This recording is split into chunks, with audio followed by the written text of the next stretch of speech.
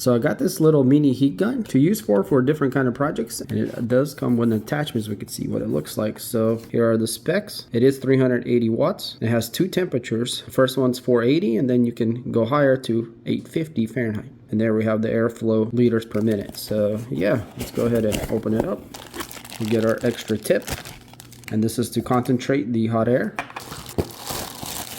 of the heat gun itself. It does feel really nice in the hand. We have this little stand here that holds it up. So the body is fully plastic, very durable feeling. Our cord comes out here, and it is 6.5 to 7 feet long, which is a good amount. On the top is where we turn it on. So we got first and then second heat.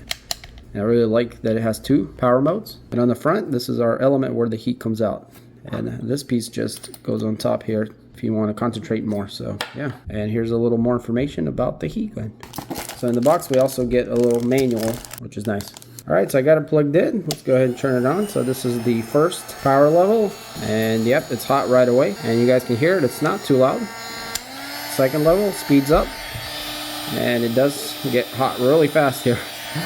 So yeah, it does work great. And what you guys see in the background here is some of the things I'll use the heat gun for, to clean up these little prints. Sometimes they have little hairs here and there.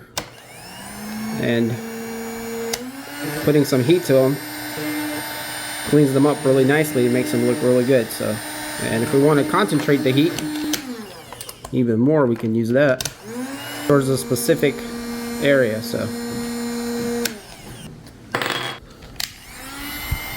But yeah, seems like a really nice little heat gun that could be quite useful for doing multiple things around the house, including electronic repairs and whatnot else.